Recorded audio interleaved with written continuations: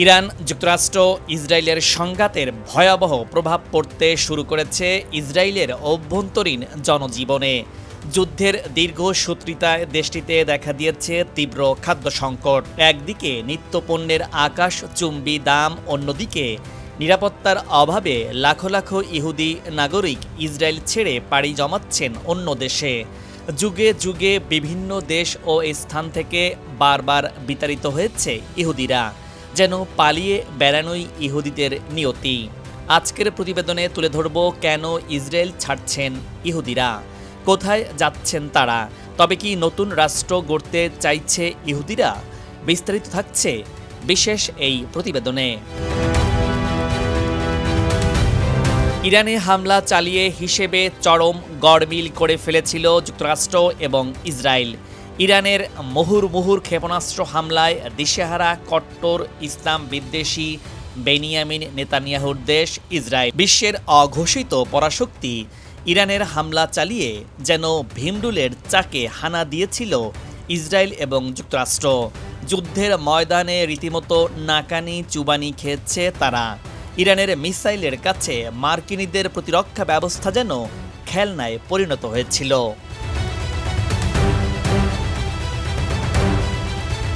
Iron ডোম সহ ৩ স্তরের নিরাপত্তা ব্যবস্থাকে ধ্বংস করে ইসরায়েল জুড়ে রীতিমতো তাণ্ডব চালিয়েছে ইরানের মিসাইল।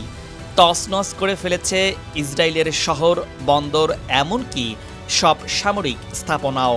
আর এতেই মধ্যপ্রাচ্যের দুর্বৃত্ত ইসরায়েল যেন এক অচেনা দেশে রূপ নিয়েছে।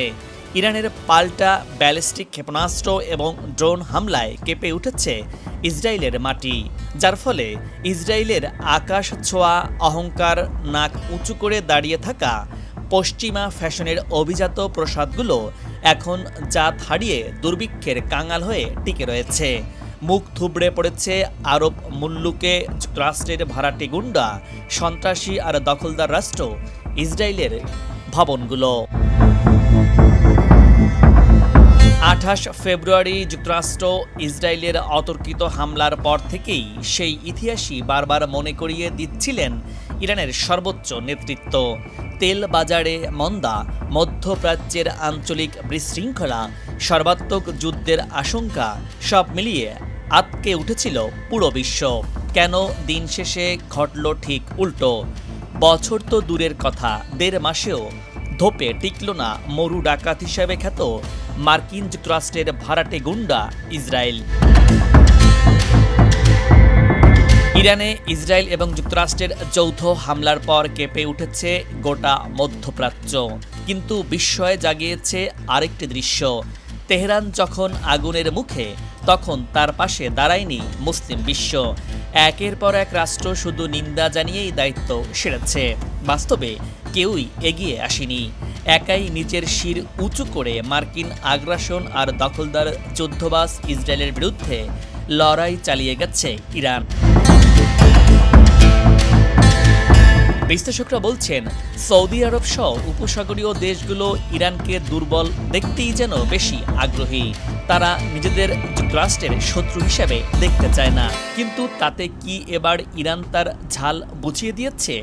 ইরানের মিসাইল যেন মধ্যপ্রাচ্যে থাকা মার্কিন সব ঘাঁটিকে জ্বালিয়ে পুড়িয়ে ছাড়খাড় করে দিয়েছে। একলা রীতিতে চলার নিয়ম মেনে ইরান এগিয়ে চলছে। বিশ্বের পরাশক্তি মার্কিন যুক্তরাষ্ট্রকে রীতিমতো নাকানি চুবানি খাইয়ে ছাড়িয়েছে ইরান। একটি জাতিকে রাতের আধারে মাটিতে মিশিয়ে দেবেন এমন হুঙ্কার ছেড়ে পরক্ষণেই মার্কিন যুক্তরাষ্ট্র যুদ্ধ বিরতিতে বাধ্য হয়, কারণ ইরানের হামলায় সব শেষ হয়ে যাচ্ছিল আমেরিকার। বিশ্ব দেখল ৮ এপ্রিল বিশ্ব যুদ্ধবিহীন এক নতুন সূর্যের রশ্মি দেখতে পেয়েছে। যুদ্ধের দামামা থেমে গেছে। এই যুদ্ধে কে হারলো আর কে জিতলো সেই প্রশ্ন সরাসরি বলে দেওয়াই যায়। এই যুদ্ধ বিজয়ী দেশ ইরান। রাজপথ ভেসে আসা ইরানিদের বাঁধ ভাঙা খুশির জোয়ারি তার জলজান্ত প্রমাণ। যুদ্ধবিরতি পাকাপোক্ত হতেই ইরান জুড়ে বিজয় মিছিল করেছে দেশটির সর্বস্তরের মানুষ। মধ্যপ্রাচ্যের মাটিতে এক দখলদার রাষ্ট্র ইসরায়েল। ইসরায়েল মধ্যপ্রাচ্যে যেন যুদ্ধক্ষেত্র বানিয়ে রেখেছে। অশান্তির আগুনে পোড়াচ্ছে এই একটি দেশ। প্রথমে ফিলিস্তিনির গাজাকে ধ্বংসস্তূপে পরিণত করেছে, গণহত্যা চালিয়েছে শিশু, নারীসহ সব বয়সী মানুষের ওপর। আজ এই দেশ তো কাল আর এক দেশে হামলা চালিয়ে যাচ্ছে দেশটির প্রধানমন্ত্রী যুদ্ধবাজ নেতানিয়াহু। আর এসব হামলার পাল্টা জবাবও দিচ্ছে সেসব দেশ। এতে করে ইসরায়েলিরাই যেন অতিষ্ঠ হয়ে উঠছে। ইসরায়েলিরা বুঝতে পেরেছে নরকের দরজা তাদের জন্য খুলে গেছে। সম্প্রতি ইরানে মার্কিন ইসরায়েলি আগ্রাসন শুরু হবার পর জীবনযাত্রার ব্যয় বেড়েছে ইসরায়েলিদের। ক্রমেই বাড়ছে মুদ্রাস্ফীতি, জ্বালানির মূল্য, খাবারের দাম, পরিবহন খরচ সবই বেড়েছে। সঙ্গে বিঘ্ন ঘটেছে বাণিজ্যেরও। ইরান, লেবানন, হুতি, হামাসের ক্ষেপণাস্ত্র হামলা থেকে বাঁচতে ইসরায়েলিদের দিন রাতের বেশিরভাগ সময়ই থাকতে হচ্ছে বাংকারে বাংকারে, যাতে মানসিকভাবে ভেঙে পড়েছেন তারা। অনেকেই আবার ট্রমাটাইজডও হয়েছেন। যে কোনো একটি শহরে ছোট্ট একটি ড্রোন বা একটি রকেট আঘাত হানলে সর্বোচ্চ ক্ষতি হতে পারে একটি ফ্ল্যাটের বা একটি দোকানের। কিন্তু আকাশে সেই বস্তুর আগমন শনাক্ত হওয়ার পর যে সাইরেন বাজে, তাতে একটি শহরের সব বাসিন্দাকে পালাতে হয়।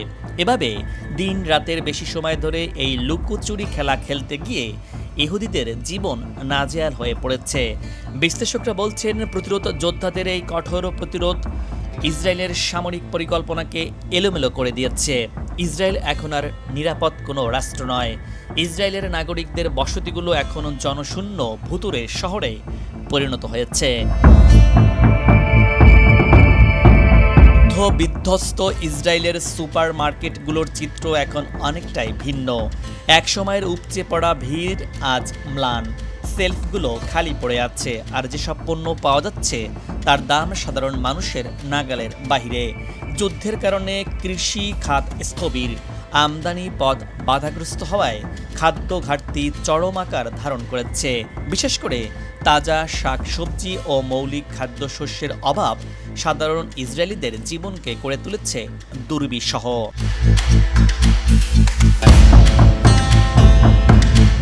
অপরদিকে দেশটিতে কমেছে মানুষের আয়। উৎপাদন ব্যাহত হওয়া ও কাজ করতে না পারায় কমে যাচ্ছে ইসরায়েলিদের আয়। এর বিপরীতে বাড়ছে জীবনযাত্রার ব্যয়ও।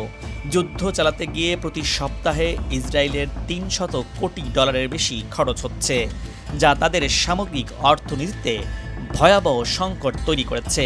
এতে কমে যাচ্ছে মুদ্রার মানও। কেবল খাদ্য সংকটই নয়, ইসরায়েলিদের সবচেয়ে বেশি তাড়া করে ফিরছে নিরাপত্তার অভাব। এসব কারণে যুদ্ধের বিরুদ্ধে ফুঁসে উঠেছে ইসরায়েলিরা। ঘরের মধ্যে ক্ষেপণাস্ত্রের হামলায় মৃত্যুর চেয়ে তারা রাস্তায় প্রতিবাদ জানিয়ে জীবন দিতে চায়। তাই ঝুঁকি নিয়ে রাস্তায় নেমে যাচ্ছে নেতানিয়াহুর বিরুদ্ধে। ইরানের রেমিস চেঞ্জ বা শাসন ব্যবস্থা পরিবর্তনের জন্য আগ্রাসন শুরু করলেও সরকার বিরোধী আন্দোলনই হচ্ছে ইসরায়েলে। টানা ফিলিস্তিনিদের ওপর চালানো ইসরায়েলি নৃশংস গণহত্যা ব্যাকফায়ার করেছে।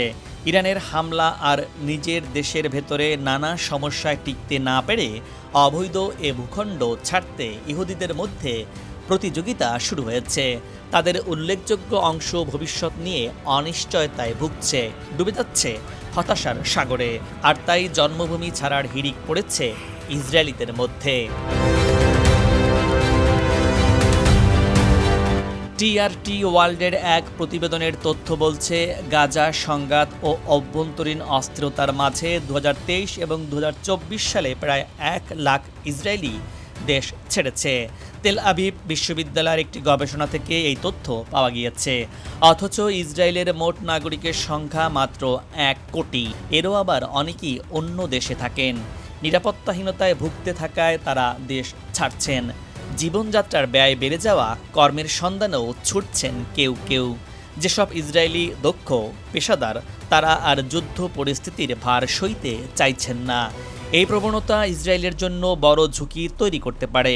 নেতানিয়াহু যদি একের পর এক যুদ্ধ চালিয়ে যেতে থাকে, তাহলে পালাতে পারে ঝাঁকে ঝাঁকে ইহুদিরা।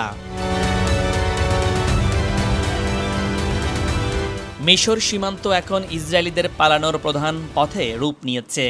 যুগ যুগ ধরে ইসরায়েলি আক্রমণ থেকে বাঁচতে মিশর সীমান্ত দিয়ে পালিয়েছেন ফিলিস্তিনি মুসলিমরা। এখন পরিস্থিতি বদলে গেছে। গেল বছর হামাসের সঙ্গে যুদ্ধবিরতি চুক্তি হবার পর গণহত্যার মাত্রা কমিয়েছে ইসরায়েল, যাতে মিশর সীমান্তে জন্মভূমিতে ফেরা ফিলিস্তিনিদের ঢল নেমেছে। বিপরীতে এই পথে এখন পালাচ্ছে ইসরায়েলিরা। জেরুজালেম পোস্টের এক প্রতিবেদনে বলা হয়েছে, গত 28 ফেব্রুয়ারি ইরানে আগ্রাসন শুরু করার পর সর্বত্র আতঙ্ক ছড়িয়ে পড়ে। এরপর থেকে ইহুদি নাগরিক ও পর্যটকরা এই ভূমি ছাড়তে মরিয়া হয়ে ওঠে। পরিসংখ্যান বলছে, যুদ্ধের শুরু থেকে এ পর্যন্ত কয়েক লাখ ইসরায়েলি স্থায়ীভাবে দেশ ছেড়ে ইউরোপ বা আমেরিকায় চলে গেছেন। এর মধ্যে অনেকেই সচ্ছল এবং পেশাদার ইহুদি পরিবার। তারা যুদ্ধের ভয়াবহতা থেকে বাঁচতে নিজেদের পূর্বপুরুষদের বসতভিটা ছাড়তেও দ্বিধা করছেন না। ইসরায়েল বর্তমানে এক গভীর সংকটের মধ্য দিয়ে যাচ্ছে। অর্থনৈতিক ধস এবং জনশক্তি কমে যাওয়া, এই দুইয়ের জাতাকলে পিষ্ট দেশটি এখন অস্তিত্ব রক্ষার লড়াইয়ে পর্যদুস্ত। যে রাষ্ট্রটি একসময় দাবি করত বিশ্বের সব ইহুদিদের নিরাপদ আশ্রয়স্থল ইসরায়েল, আজ সেই ভূখণ্ডকেও নিরাপদ মনে করছে না ইহুদিরা। ইহুদি জনগোষ্ঠীর ইতিহাসের একটি বড় বৈশিষ্ট্য হল বিশ্বজুড়ে ছড়িয়ে পড়া। ইতিহাসে দেখা যায় বিভিন্ন সময়ে রাজনৈতিক দখল, যুদ্ধ, নিপীড়ন ও সামাজিক বৈষম্যের কারণে ইহুদিরা এক অঞ্চল ছেড়ে অন্য অঞ্চলে চলে যেতে বাধ্য হয়েছেন। যুগে যুগে বিভিন্ন দেশ ও স্থান থেকে বারবার বিতাড়িত হয়েছেন ইহুদিরা, যেন পালিয়ে বেড়ানোই ইহুদিদের নিয়তি। অনেক ইসরায়েল মনে করছেন তাদের ভবিষ্যৎ এখানে নিরাপদ নয়। বিশেষ করে প্রযুক্তি খাতের দক্ষ কর্মীরাই অনেকেই ইউরোপ বা আমেরিকায় চলে যাচ্ছেন। মেধাশূন্য হয়ে পড়েছে ইসরায়েল। বিশেষজ্ঞদের মতে সবচেয়ে বড় ঝুঁকি হচ্ছে ব্রেইন ড্রেমে। ইসরায়েলের অর্থনীতির মূল শক্তি উচ্চ প্রযুক্তি খাত, কিন্তু যুদ্ধ ও রাজনৈতিক অস্থিরতার কারণে হাজার হাজার প্রযুক্তি কর্মী রিজার্ভ সেনা হিসেবে ইসরায়েলি সেনাবাহিনীতে যোগ দিতে বাধ্য হয়েছে। অনেকে দেশ ছেড়ে ইউরোপ, যুক্তরাষ্ট্র এবং সুইজারল্যান্ডে চলে যাচ্ছে। এই প্রবণতা দীর্ঘমেয়াদে ইসরায়েলের অর্থনীতিকে একেবারে পঙ্গু করে দিবে। এই কারণে ইসরায়েলি সংসদের ভেতরও উদ্বেগ প্রকাশ করা হয়েছে। সংসদীয় একটি প্রতিবেদনে বলা হয়েছে, দেশ ত্যাগের এই ঢল যেন এক ধরনের সুনামি হয়ে উঠেছে। অর্থাৎ সরকার নিজেই স্বীকার করছে এই প্রবণতা একটি বড় জাতীয় সংকেত। এই পরিস্থিতির প্রভাব পড়েছে জনসংখ্যার ওপরেও। 2026 সালে ইসরায়েলের জনসংখ্যা বৃদ্ধির হার কমে দাঁড়িয়েছে মাত্র 0.9%, যা রাষ্ট্র প্রতিষ্ঠার পর থেকে সবচেয়ে কম। এর পেছনে রয়েছে 3টি কারণ: মানুষ দেশ ছাড়ছে, জন্মহার কমেছে এবং যুদ্ধের কারণে মৃত্যু বাড়ছে। সব মিলিয়ে জনসংখ্যার ভারসাম্য বদলে যাচ্ছে। এদিকে ইউরোপের কিছু অঞ্চলে ইসরায়েলিদের জমি কেনা এবং বসতি স্থাপন নিয়ে নতুন বিতর্ক শুরু হয়েছে। বিশেষ করে সাইপ্রাসের লারনাকা ও লিমাসল এলাকায় ইসরায়েলি নাগরিকদের উপস্থিতি দ্রুত বাড়ছে। স্থানীয় রাজনীতিবিদদের কেউ কেউ বলছেন, এভাবে ধীরে ধীরে সেখানে একটি মিনি ইসরায়েল তৈরি হতে পারে, যা কিনা ইহুদিদের জন্য নতুন রাষ্ট্র হতে যাচ্ছে বলে অনেকেই সংখ্যা প্রকাশ করছেন। বিষয়টি এখন ইউরোপীয় রাজনীতির আলোচনায়ও এসেছে। ইহুদিরা কি পারবেন তাদের জন্য নতুন আরেকটি রাষ্ট্র গঠন করতে? সেই প্রশ্নের উত্তর হয়তো সময়ের কাছে ছেড়ে দেওয়া যেতেই পারে। দর্শক, আজ এ পর্যন্তই। আগামীতে আবারও দেখা হবে নতুন কোনো ভিডিও চিত্র নিয়ে। ভিডিওটি ভালো লাগলে আপনার গুরুত্বপূর্ণ মতামত জানিয়ে ভিডিওটি শেয়ার করুন। আর ভিডিওটি কে কোথা থেকে দেখছেন কমেন্টস করে জানাতে পারেন। ভালো থাকুন এবং নিরাপদে থাকুন।